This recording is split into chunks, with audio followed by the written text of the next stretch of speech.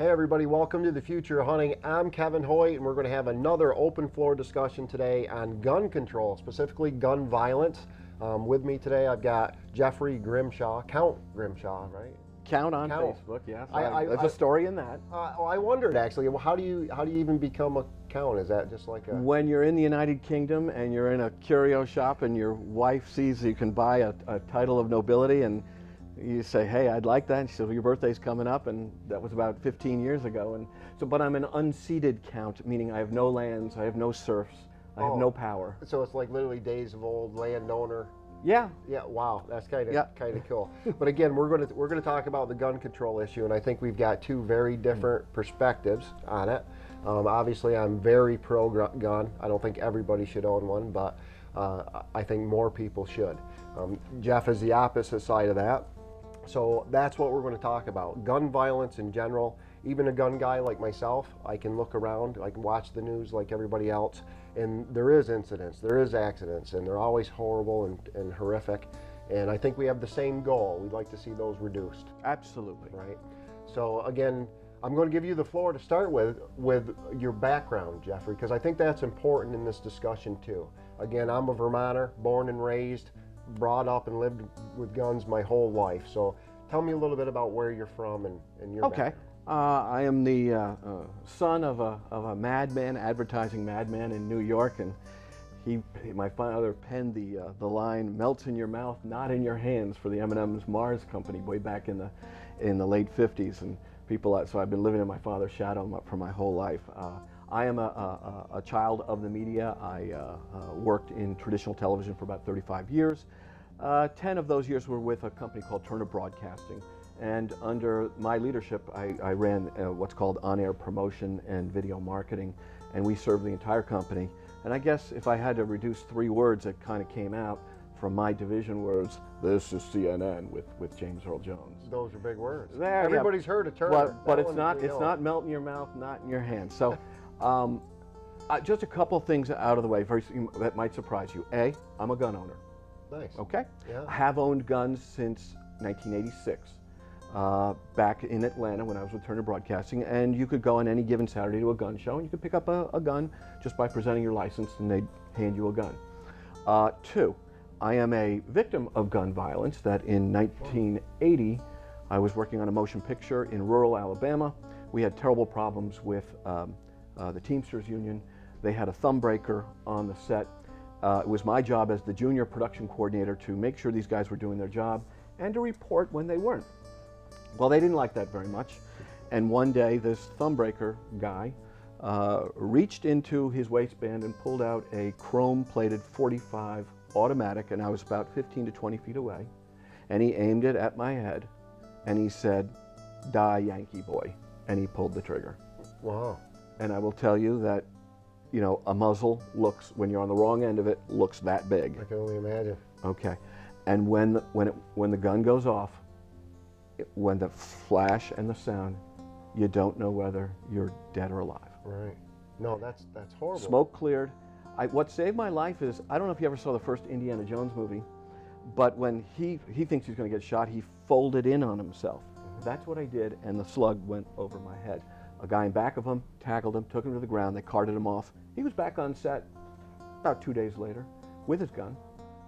That's the way they rolled in Alabama, that he had a pretty heavy record, but you can get a gun for the asking in Alabama. So I look at my life since 1980 and my lovely wife and my son and everything that I've accomplished and said that never would have happened had that slug hit the mark. Right. Right. No, and I can only imagine the other side of it. That's the scary side, right? I can't imagine shooting another person, to be honest, and I can't imagine being shot at. I guess that's one of the reasons I reserve the right, though. If someone is shooting at me, I'd like the opportunity or the ability to shoot back if I had that. I agree, and again, my people say, well, you're anti-gun. No, I'm not anti-gun because I own a gun, but I look at the statistics. I'm a stat person, and I look at 30,000 people, Americans, dying each and every year. And you know as an expert that that's broken down into 3 components. There's gun crime, which is about 10,000. There's suicide, which is about 18 to 19,000. And then there's accidents, which is about 1,000. Right. Can we, through any kind of gun control, reduce that to zero? Absolutely not. I'm a realist.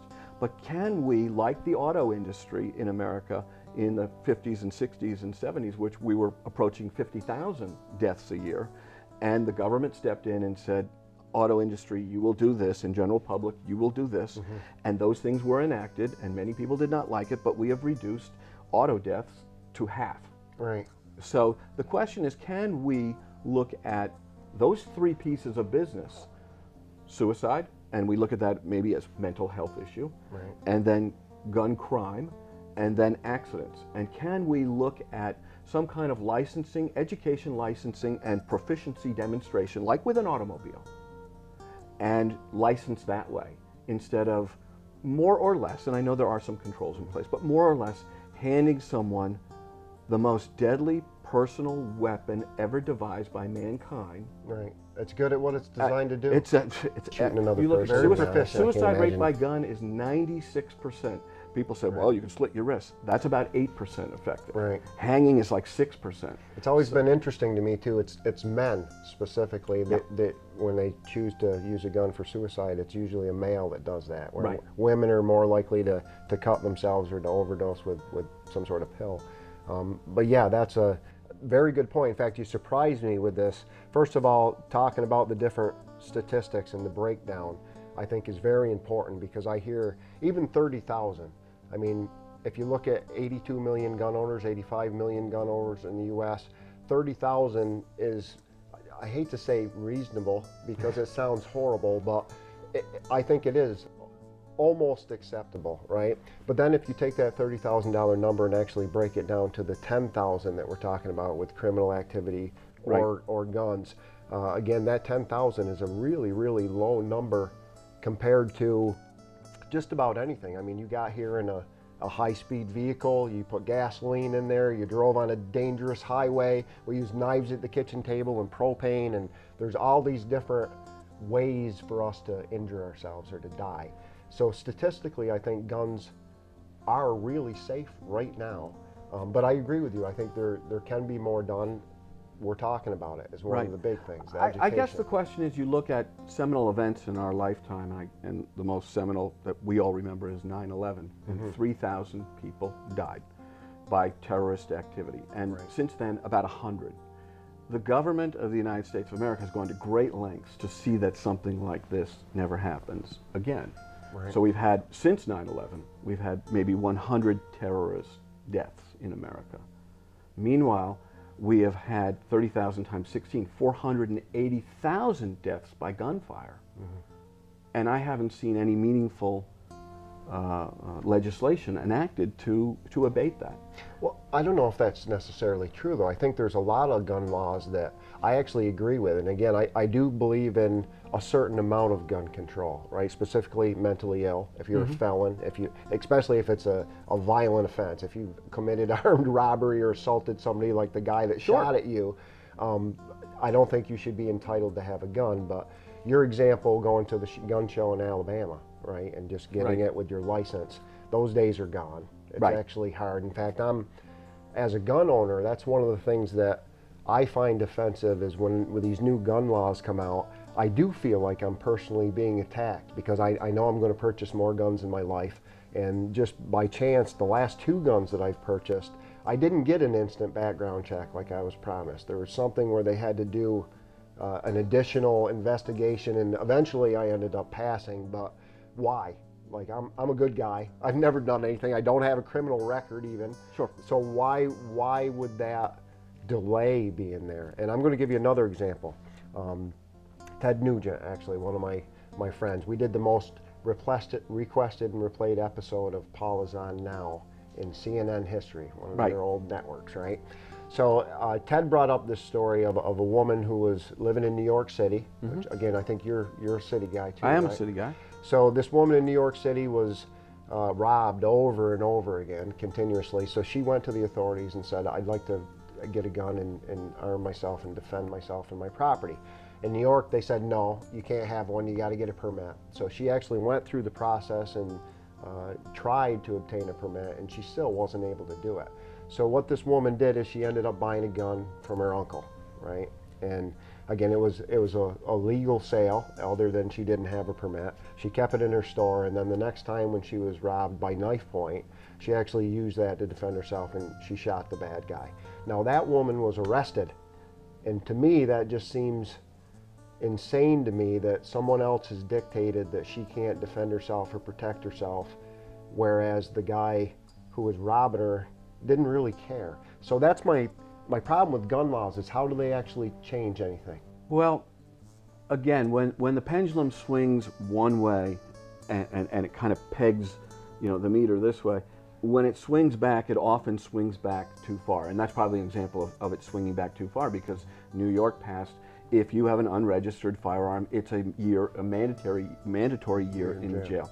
They did that because, and I lived through the mid-'70s in New York. I was at New York University, and when I would walk across campus in Washington Square Park at night, I took my life into my own hands. I did not carry a weapon per se. I had a Samsonite hard-shell briefcase, and I had a sturdy British umbrella that I had filed a point on, and I had a plan of action. Right. But we have seen the gun violence problem in New York go way, way, way down. Similarly, I lived in D.C. for 23 years, and in the mid-'90s, D.C. was one of the most violent places ever, and there were places very close to the Capitol building that you didn't want to be. Right.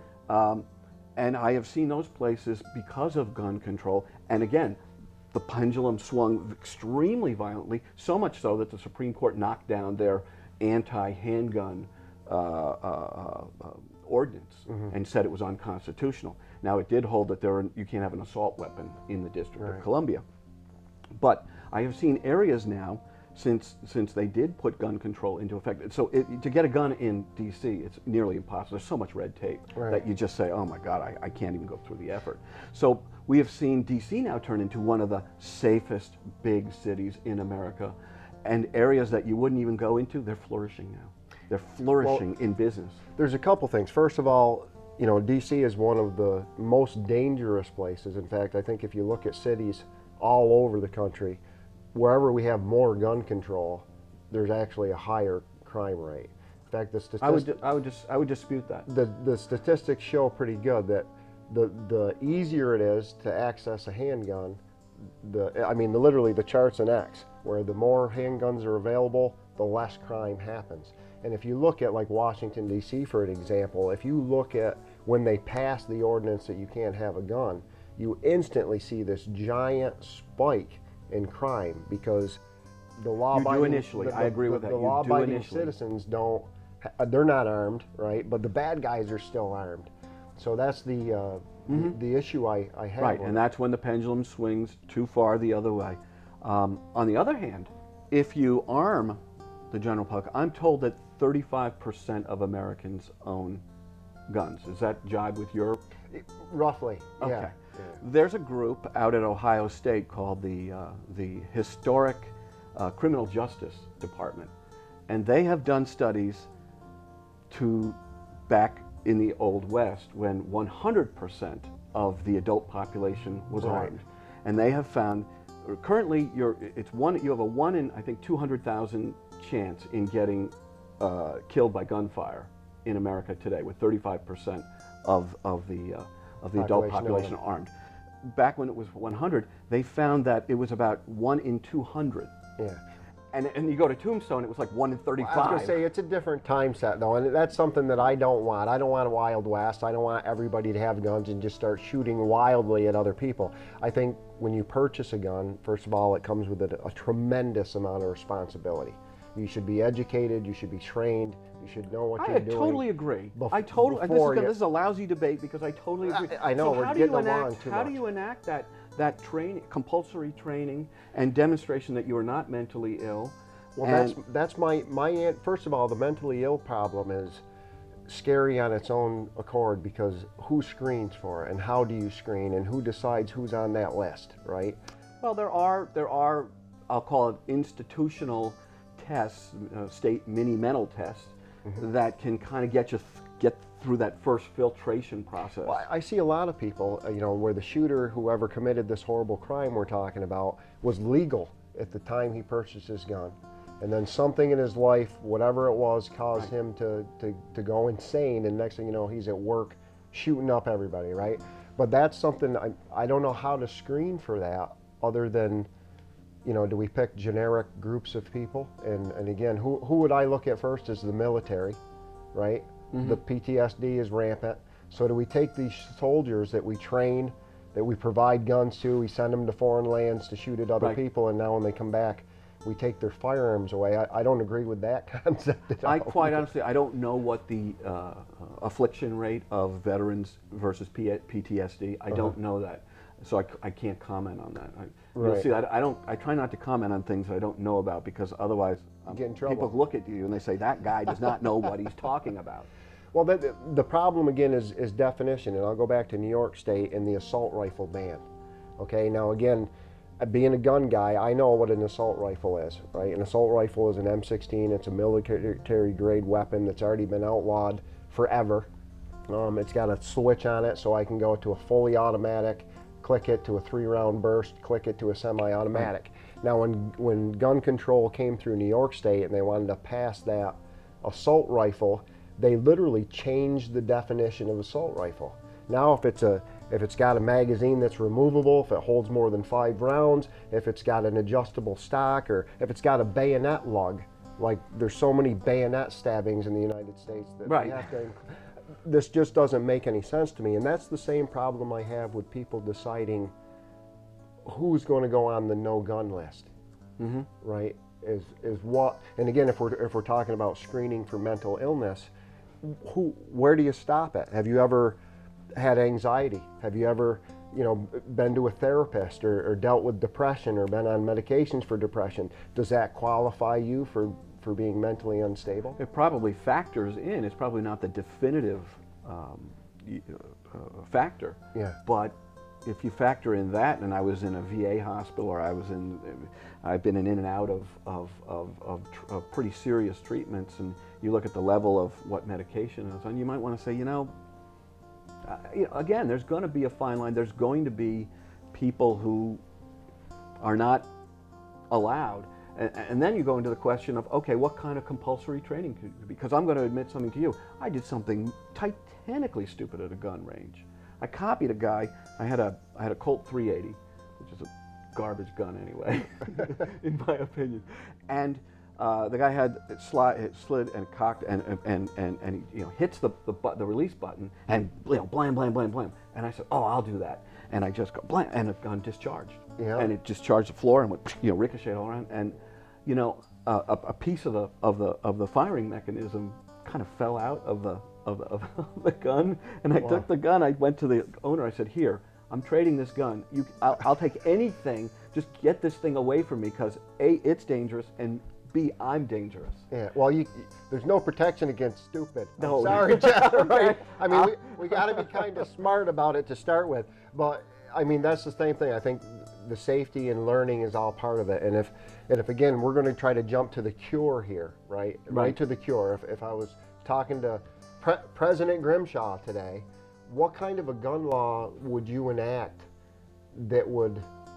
Well, it would be 3-pronged. A, based on criminal record, that's one filtration process. 2, try and put a matrix together that looks at mental health and see if we can make sense out of that, and go to the experts, followed by the experts with checks and balances and appeal processes built into that. And 3, actually it's 4, 3 compulsory training, and then 4 possibly an inspection of storage, because we can't have toddlers going around killing people. Right. And those who don't have no training have access to guns. So if you can't store your guns properly, then you shouldn't be able to exercise that right. I'm not going to say gun ownership is a privilege. It is a right. And I've read the Second Amendment until the cows come home. It is protected. But the question is, there are a lot of things under the First Amendment and the pursuit of happiness that are tempered. Right, by that. Are tempered by other law. Right. So the question is, can we temper it and make it, make sense? And it's probably the first time around, like healthcare, it's not going to make sense, and you're going to have to keep tweaking it. This is a living piece of business, a living piece of legislation. It's not an easy discussion. It's not an easy thing to get a grip and control on, for sure. I mean, Right. it's a very complex issue. Again, if you want my answer, the very first thing I would do is make hunter education standard curriculum in every school in America. And again, it doesn't even have to do with gun ownership, or if you like guns, you don't have to own guns, but I think basic gun safety is something that we should be teaching our children, along with the history of U.S. Fish and Wildlife. That's why I said hunter education. So that way, if a kid does find a gun, at least they know what to do with it and be safe with it. And using my kids for examples, my kids start playing with guns when they're 3 and 4 years old. I'm not lying. And then they're usually hunting by 7 or 8 years old, which for a country boy, and again, we're talking about very supervised and overlooked. This is my time with my kids. So I feel completely safe with 5 8-year-old kids in my house that I could leave a gun on my table and not have a problem with any of them kids. I don't. I put them in a gun cabinet and I lock them up because I'm a responsible gun owner. But I think that educational piece is very key. And then the second piece is your cameraman example, the guy that shot at you and then was back on set in 2 days. That is ridiculous in my opinion. I think if you break, especially if our goal is to reduce gun violence, I think if you break a gun law, you should be made an example of, and we should hold you to the fullest extent of the law. So I like some of the current laws that we have, and I'd like to see a little more diligence in enforcing. Look, guns are part of the American DNA. I tell this to people. I say, the United States of America was discovered by the gun. It was explored by the gun. It was settled by the gun. Our independence was forged by the gun. Yep. All the freedoms we have were by the gun. We pushed west by the gun. We were divided by the gun. We went to war with ourselves with the gun. We reconstructed via the gun. We made the final push out west with the gun, and we've defended ourselves many times over with the gun. It's not like England or France, which were forged upon the sword, or the longbow, or the crossbow. We were on the gun. It's why we drive on the wrong side of the road. Yeah. Oddly enough, it's funny you mentioned the archery thing too, because I always found it amazing, and it has to do with time, but the bow and arrow has actually killed more men than the firearm has. And that's when we're including world wars. And again, because of the time involved, people were using bows a long time before they used guns. But again, that's what it's designed for, right? Right. I have one more frightening statistic, Go ahead. That is, and this is why the politicals and presidents of the United States, I'm always interested in their take on gun laws and gun control. How many presidents, we've had 45 presidents of the United States, how many have either have been shot at or have been killed via gunfire? Yeah, I don't know, a lot. 30%. Really? 14 of 45. Wow. And FDR, Truman, Teddy Roosevelt, Nixon, Ford twice. Yeah. Well, it's the then position you have of the guys power. who That's the greed. Right. That's the bad side of humans, right? But do we have another country that has killed off nearly 1/3, or no, have assaulted their own presidents, other than Banana Republic, who have 1/3 of their presidents who have been under the gun? Isn't that crazy? Well, it is crazy, but I think it's because you're the leader of the free world. I mean, I'm little Kevin Hoyt. I got a hunting television show, and people don't like the fact that I shoot deer and rabbits. So I get letters every day that they're going to kill my kids on the way home from school because we're hunters. I mean, these are not sane people that you're dealing with, and unfortunately, we're never going to be able to protect ourselves from ourselves. There's always going to be accidents. There's always going to be this insane person, this criminal who does these horrible, and they are horrible, they're always horrific, right? I don't know how to get rid of that piece. I don't think we're ever going to, and that's another reason I want my gun to protect it. And again, using Vermont state, right? Vermont, I think, is a very, very safe state, and it's because we have Vermont, guns. I will tell you, Vermont and Alaska, there is a matrix that you look at the level of gun control and the level of gun crime, and it seems to track, but there are 2 states that are anomalies, Right. Vermont and Alaska. And I can only say because of the outdoor, I think it's the outdoor I'm going to say unequivocally, it's the outdoor influence and the education and the respect for the gun and the non-urban settings that drive those anomaly statistics. Well, and that was key to the opening of the show here when I asked you where you're from, because I think that makes a big difference. I think if you're, you know, a Kevin Hoyt brought up in the country and you've been around guns, and it's second nature to me, and respect and responsibility comes with that. And then I look at the guy in the city that's never seen a deer or doesn't hunt or don't know anything. But on that same perspective, if I was in the city, I'd want a gun more there than I would here as far as self-protection. So there's two different uses, if you will, right, for that. I should mention this, that my wife and my family and myself, we were all heavily involved and right in the crosshairs of the DC sniper. If you remember that, in October of 2002, I used to have to take evasive action, maneuvers, to get to my mailbox. Right, because you were scared about darting, because there was some lunatic, you know, going around, a deeply disturbed individual with a high-powered rifle, and they were shooting people indiscriminately. There's a guy sitting on a park bench, and boom, he dies. Another guy driving a bus who's sitting there on break, and boom, he dies. So that was 1 month that we were under the grip. The problem is I don't see any gun control that would have stopped that sniper. I don't know. I don't know. I should know. Columbine, right? You remember Columbine? Yeah, everybody, the first big one. They broke 247 state and federal laws when they went in there and shot all their classmates. And my question to the proponents of more gun control is, do you really think another law would have stopped those kids? Do you think 1,000 laws would have stopped those kids? Well, now we get into the real, you know, if I were going all the way and we were really like this debating, you look at the Dunblane massacre in Scotland, and it led to Great Britain outlawing handguns unless they were historic. Right. You look at the Hobart, Tasmania in Australia massacre, and they outlawed there.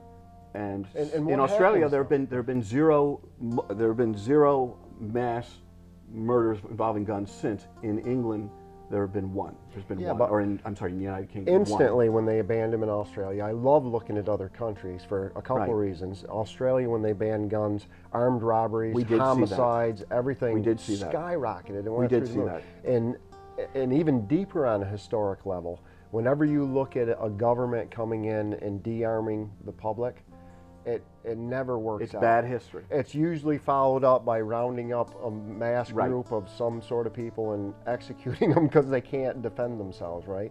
And I think that is back to the original conversation of the Second Amendment. I think that is exactly why we have the Second Amendment. I'll tell you another very interesting story. Penn and Teller, you've heard of Penn and Teller, right? They're also pro-gun guys, and they had a very unique theory. You've heard the expression, guns don't kill people, people kill people. Well, you can actually take it a step further.